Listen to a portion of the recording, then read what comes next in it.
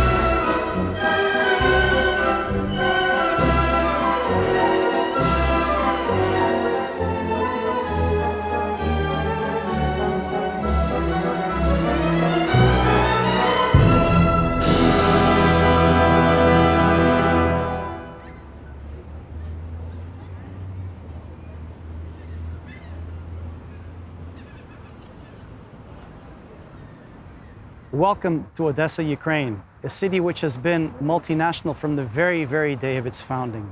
And one of our traditions in our City Day concerts, which is September 2nd every year, is that the second piece we play in the program is always Greek, because Odessa has Greek origins aside from many other origins, and a very vibrant Greek community even today. The independence of Greece began almost 200 years ago right here in Odessa with Filiki Eteria. And Odessa is Odysseus in Greek. And so our second piece for you today will be one of Nikos Skalkotas' 36 Greek dances. This one is called Mesolongitikos.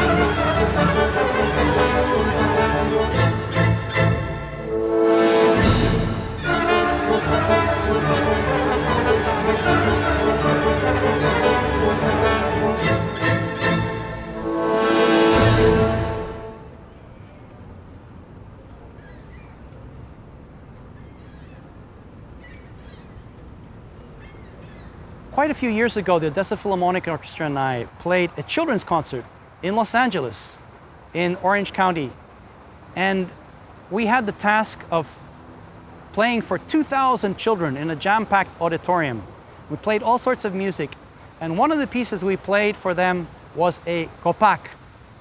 The kopak is a Ukrainian folk dance, probably the most famous, the most colorful, the most energetic, and the most vibrant Ukrainian folk dance. And I tried to explain to these kids from Southern California that the kopak is sort of kind of like Ukrainian break dance.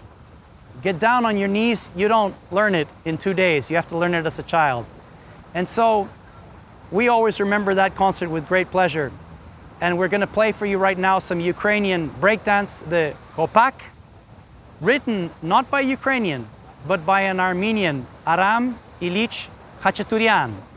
In English, we know him as Aram Khachaturian, who was born and raised in Tbilisi, Georgia, but of course was Armenian. The kopak from the ballet Gayane.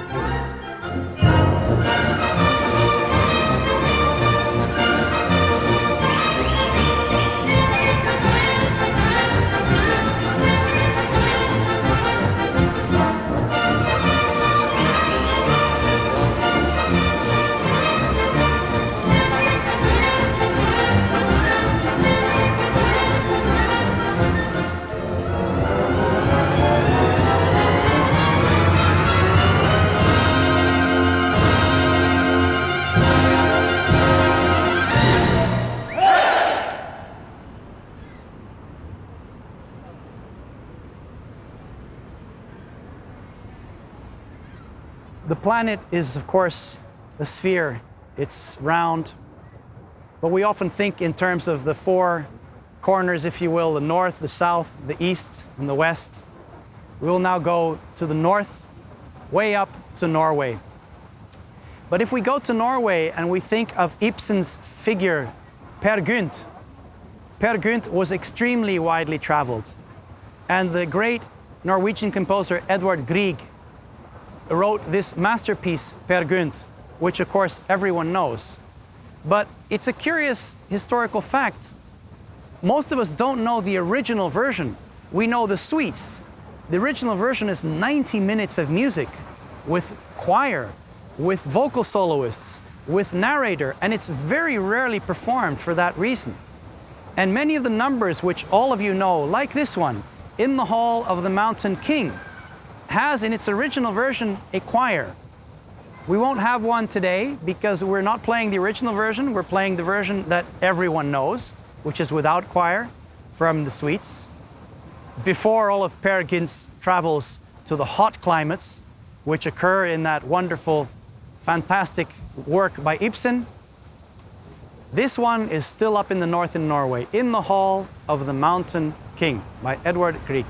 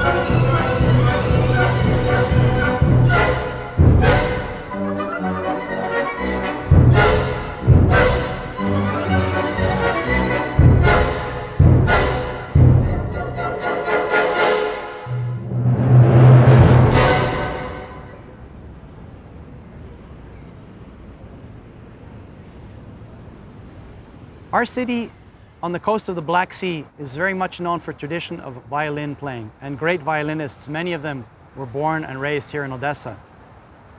David Oistrakh, Nathan Milstein, just to name a few, and many, many, many more. But what we're going to play for you now is a piece of French music by Jules Massenet. It's the meditation from his opera Thais, where an authentic tradition of the violin sound for this kind of French music is probably as far away from Odessa as Paris is. But we will try to emulate that French sound for you in this atmospheric composition, in its original instrumentation. Jules Massenet, Meditation from Thais.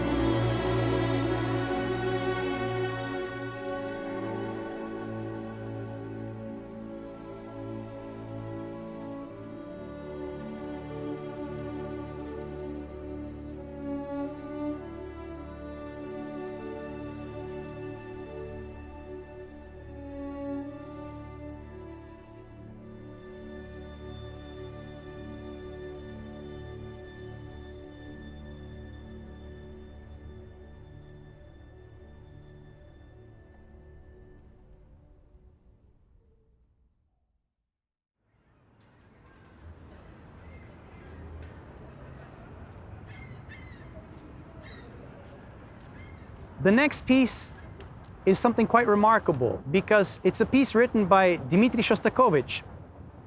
But again, music being the international language, there's really not much of Shostakovich to it, aside from the instrumentation, of course, which is his from start to finish. It's a piece to which he gave a very curious title. He called it Tahiti Trot.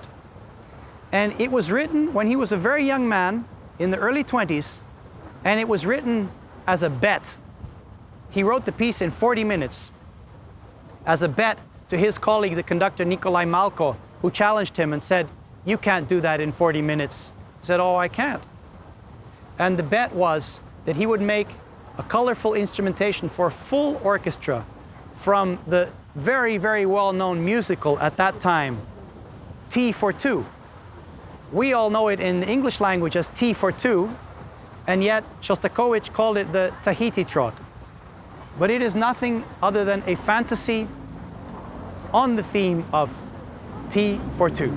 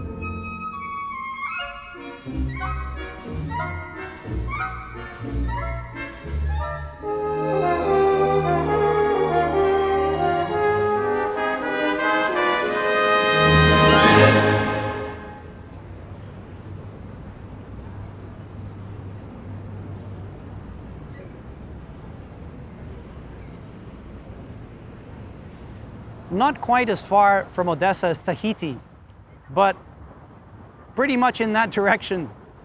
The country where I was born and raised, Venezuela, South America. We're going to play for you some Venezuelan music. It's a piece called Fuga con Pajarillo, which means fugue, as European music, the old form of fugue, with pajarillo. Pajarillo is a very colorful, energetic Venezuelan folk dance. And it's hard to imagine when the United Nations was founded in 1945. I don't think anyone in their right mind could have ever dreamed of how difficult life would become in Venezuela today and how tragic the entire situation would be. It's unimaginable. And so, to all of my Venezuelans, wherever you may be, abroad or in Venezuela, Gloria al bravo pueblo. Aldemaro Romero, Fuga con Pajarillo.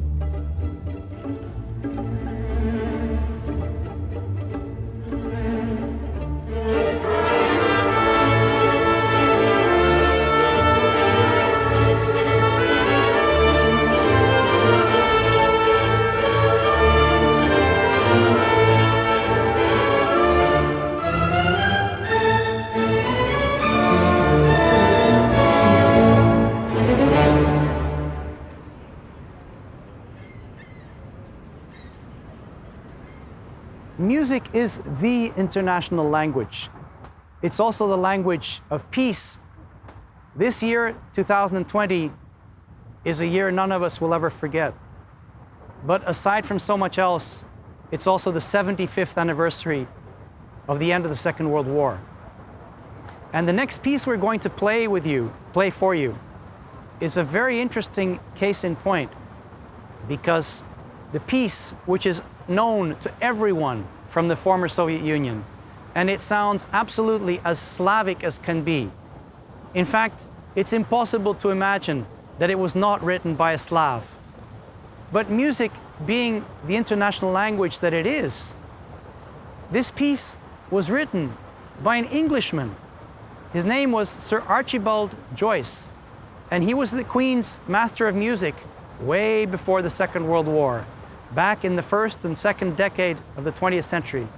And Archibald Joyce wrote a slow waltz called Remembrance. I don't think anyone could have imagined during his days when he wrote it that it would ever become so symbolic for the entire people of the former Soviet Union who suffered so badly during that Second World War. Archibald Joyce, Remembrance.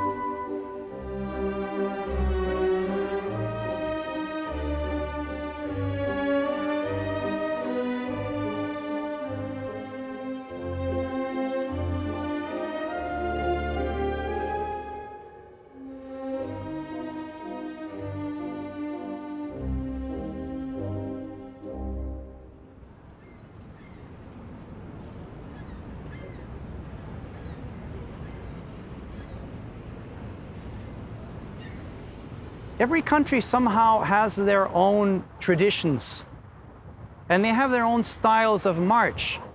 Johann Strauss march is a little bit slower, heavier somehow. Johann Strauss wrote many marches. We have the American marches by John Philip Sousa. They're faster, brighter, more energetic somehow. We have English marches like Sir Edward Elgar's Pomp and Circumstances. And we have very many Eastern European marches, each of which has a national association. If you think of the Rákóczi March and what that means to the Hungarians, it's almost their unofficial national anthem. This march we're going to play for you is called the Zaporizhsky March, the March of the Zaporizhians. The Zaporizhians were the original Cossacks who were from Ukraine, right headquartered in where the city of Zaporizhia is today on the river Dnipro. And this is almost like Ukrainian folk music. Every Ukrainian knows this. And so we play for you Adamsevich's Zaporizhsky March.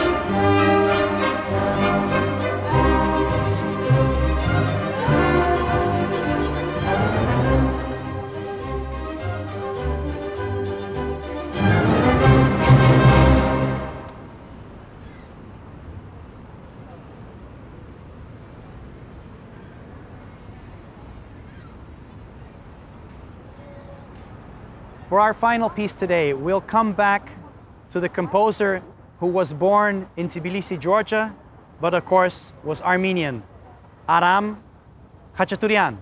Aram Khachaturian. Because he was from the Caucasus, he knew those cultures so well. And this final dance, I always used to think it was Georgian, because it sounds like it's Georgian. It's in fast 6/8 tempo. But the lezginka is not a Georgian dance. The lezginki are a different people. It's close to Georgian music, but not quite. And so we say goodbye to you tonight and wish you all the best, good health. And don't lose the faith. We're going to get through this somehow. With that spirit, Aram Ilyich Khachaturian, Aram Khachaturian's Lezginka from his ballet Gayane.